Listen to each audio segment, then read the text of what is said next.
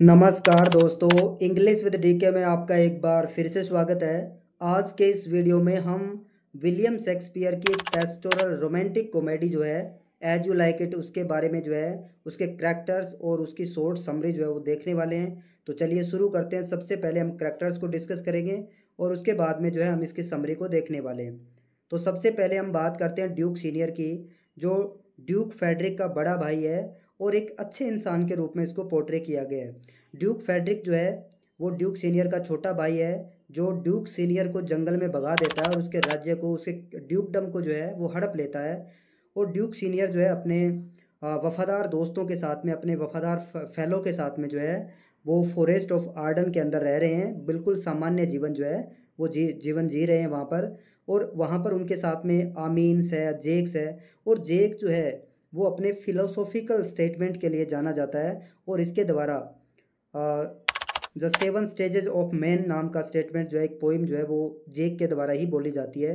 इधर जो Duke Frederick जो है वो अपने बड़े भाई को जंगल में भेजने के बाद में जो है जब उसने किंगडम पर कब्जा कर लिया है तो वो दरबार के अंदर एक राजा के रूप में रह रहा है। ली बाओ चार्ल्स चार्ल्स जो एक रेसलर है जो उसके दरबार में रहता है, जो बड़ी बड़ी कुश्तियाँ लड़ता है। ली बाओ उसका एक सहयोगी कह सकते हैं, या उसका जो है वो एक साथी है।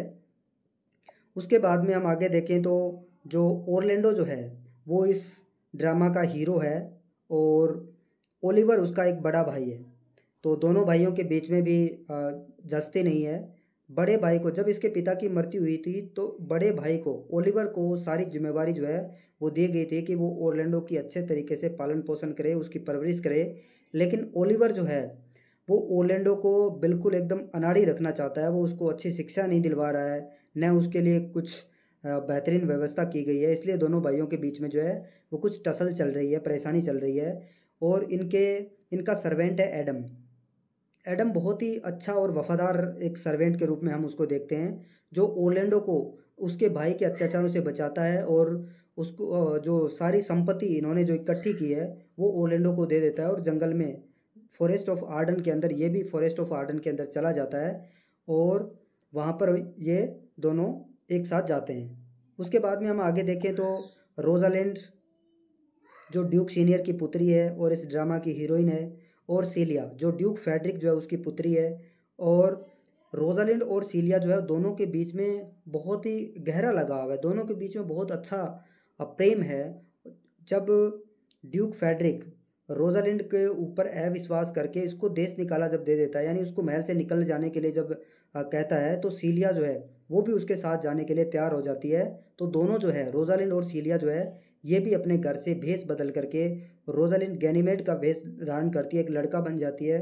जबकि सीलिया जो है ये एलियना का भेष बना करके जो है वो घर से फॉरेस्ट ऑफ आर्डन के लिए निकल जाते हैं और साथ में टचस्टोन नाम के एक व्यक्ति को भी अपने साथ में ले जाते हैं, जो कि एक मस्करा है, एक जोकर है।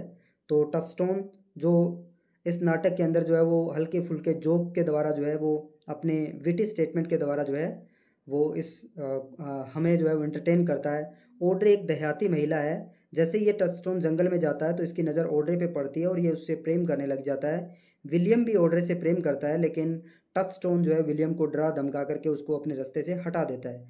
दूसरी तरफ एक सिल्वियस नाम का एक व्यक्ति है जो फीव से प्रेम करता है, एक तरफा प्रेम करता है। ये एक सीफर्ड है, चरवाहा है, और फीव भी एक चरवाही है।